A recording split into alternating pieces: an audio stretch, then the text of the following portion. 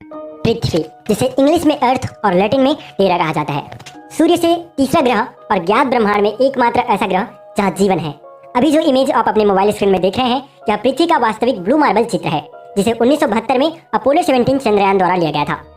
रेडियोधर्मी डेटिंग और अन्य स्रोतों के अनुसार पृथ्वी की आयु लगभग 4.54 बिलियन साल है, जिसका एकमात्र प्राकृतिक उपग्रह चंद्रमा है। सूर्य के चारों ओर परिक्रमण के दौरान पृथ्वी अपनी कक्षा में 365 बार घूमता है। इसी प्रकार हम अपने एक वर्ष का निर्धारण करते हैं।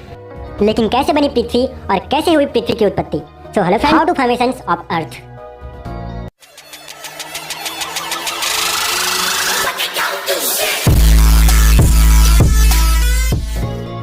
पृथ्वी का जन्म कैसे हुआ, यह जानने से पहले हमें ब्रह्मांड की उत्पत्ति को समझना होगा। ब्रह्मांड एक रहस्यमयी और विशाल दुनिया है। यह हमारी कल्पना से भी कहीं ज्यादा विशाल है। हमारी पृथ्वी ब्रह्मांड का एक छोटा सा अंश है। इस ब्रह्मांड में सब कुछ है, कहीं घोर अंधेरा तो कहीं रोशनी, कहीं पिघला देने वाली गर्मी तो कहीं असहनीय ठंड। यहाँ कुछ ही ऐसे ग्रह हैं जहाँ जीवन संभव है, वहीं अधिकतर ग्रह ऐसे भी हैं जहाँ समय के लिए भी जीवन संभव नहीं है। ब्रह्मांड की उत्पत्ति हम बिग बैंग थ्योरी से समझेंगे। आज से लगभग 13.5 अरब साल पहले की घटना, जब ब्रह्मांड में उपस्थित सभी अणु परमाणु एक दूसरे के निकट स्थित, इतने निकट मानो यह विशाल ब्रह्मांड एक बिंदु में सीमित होकर रह गया हो। भौतिक विज्ञान के सारे नियम उस वक्त लागू नहीं होते थे और उस वक्त एक अचानक भयंकर विस्फोट हुआ और इसी विस्फोट के कारण ही ब्रह्मांड की रचना हो सकी और इसे ही नाम दिया गया बिग बैंग थ्योरी। और इस विस्फोट के बाद शुरू हुआ ब्रह्मांड का विस्तार और इसी विस्फोट के टुकड़ों से अन्य सभी ग्रह और सूरज का निर्माण हुआ और उन्हीं में से एक खास ग्रह पृथ्वी का भी निर्माण हुआ, जो सूरज से निश्चित दूरी पर था।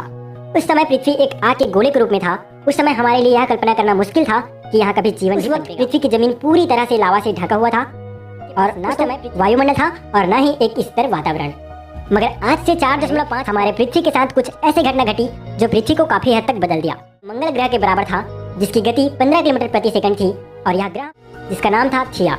और इस टकराव से अंतरिक्ष में गए मल हमारा प्राकृतिक उपग्रह चंद्रमा का निर्माण हुआ और इसी टकराव से धरती अपने अक्ष पर 23.4 डिग्री तक झुक गया, जिससे मौसम में बदलाव आना शुरू हुआ। यह घटना नहीं हुई होती तो शायद आज हमारा चांद नहीं होता, मौसम होता।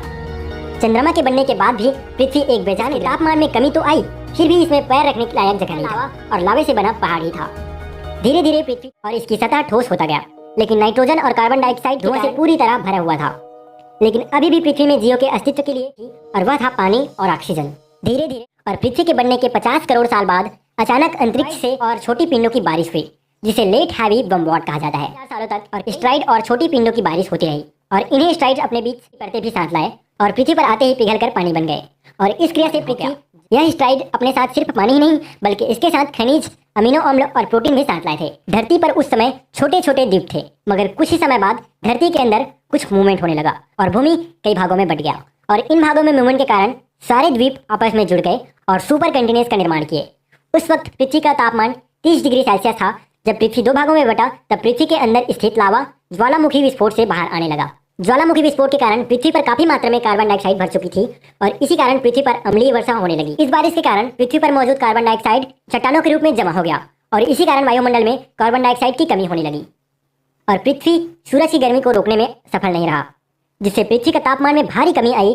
तब आया आइस एज। समय बीतने के बाद धीरे धीरे कार्बन डाइऑक्साइड बढ़ने लगा और पृथ्वी के बर्फ पिघलने लगे और तब बना एक वास्तविक पृथ्वी, जिसमें पानी और बर्फ दोनों था। और स्ट्राइड्स द्वारा लाया गया प्रोटीन्स और खनिजों से यहाँ बना एक कोशिकीय जीव और धीरे धीरे यह पूरे विशाल समुद्र में फैल गया और सूरज की सहायता से भोजन बनाकर एक गैस रिलीज करता था और इसी गैस को कहा गया ऑक्सीजन। लाखों साल तक यह प्रक्रिया चलती रही और इसी क्रिया के फलस्वरूप पृथ्वी में ऑक्सीजन की भरपूर मात्रा आ गया और इसी के चलते वायुमंडल में रासायनिक क्रियाओं के फलस्वरूप ओजोन परत का निर्माण हुआ और इस तरह से हमारी पृथ्वी का निर्माण संपूर्ण होता है और धीरे धीरे पृथ्वी में जीवों का जन्म हुआ। सो फ्रेंड्स, इस वीडियो में केवल इतना ही और नेक्स्ट वीडियो में हम जानेंगे कि पृथ्वी में जीवों की उत्पत्ति कैसे हुई। सो फ्रेंड्स, इसी तरह की इंटरेस्टिंग वीडियो देखने के लिए ज्वाइन कीजिए द इंडिया टेक्निकल को। फिर मिलते हैं नेक्स्ट अमेजिंग वीडियो के साथ। तब तक के लिए गुड बाय।